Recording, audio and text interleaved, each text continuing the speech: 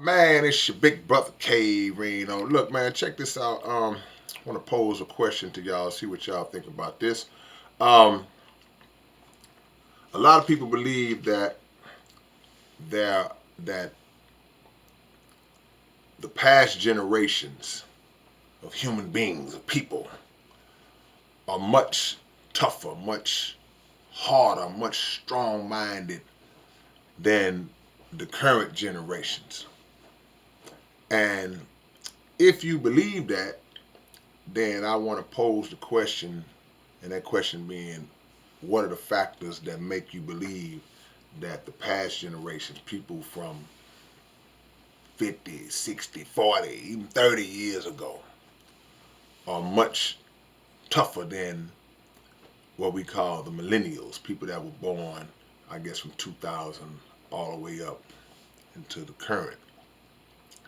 Um, while I don't want to be the kind of person to uh, dismiss our young generation, because I would never do that.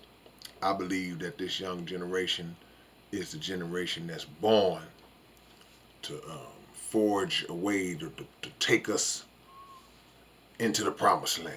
I just believe that. But I also know, because I also know that this generation is a fearless generation. They ain't scared of nothing.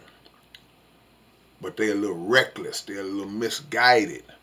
And that fearless energy got to be directed in the right way in order to be most effective. So it's got to be redirected to be most effective. So I get that, and I believe, and I stand on that.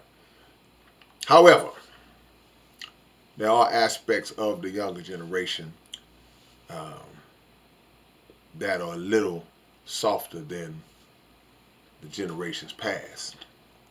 So let's try to address why we believe that may be the case. Why? Let's try to figure out why that may be the case.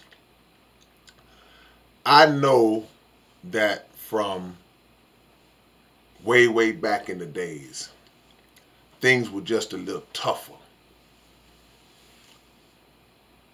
Parents and grandparents came up a little harder. You had people that had to pick cotton and work hard for crumbs and nothing, work long hours of the day for crumbs. Then they had to raise children in a society where them and their children were not accepted or respected and vilified and mistreated. And you got to navigate through that at the same time trying to make a living and make a way for yourself. So it was rougher. The work was harder. Those children, those values are instilled in those children. You got, man, you got to get it. You got to make something. Ain't nobody gonna give you nothing. This world ain't gonna give you nothing. You got to get it out of here for yourself. So that generation comes up with that mindset. The generation after them comes up with that mindset. Now things get a little better as time goes on, so maybe by that third wave, it's not as tough as the two waves before them, but it's still pretty tough.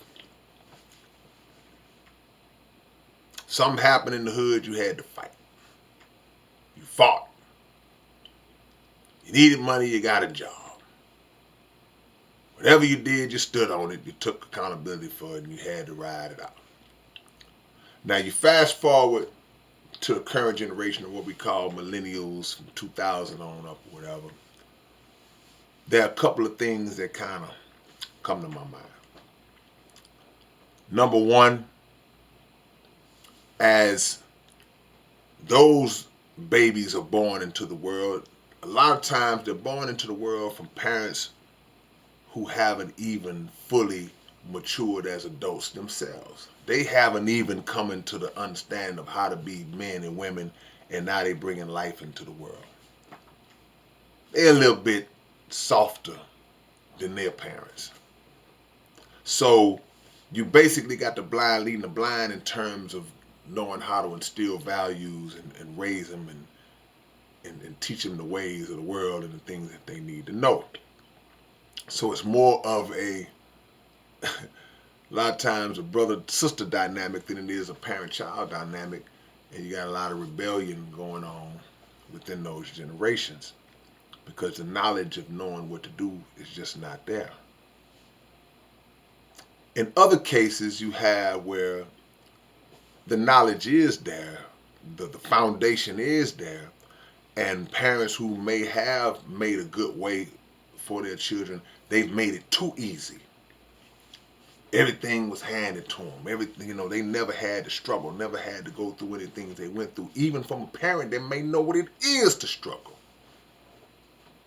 So that child doesn't know that, and they come up entitled, privileged. It's a little easier on them.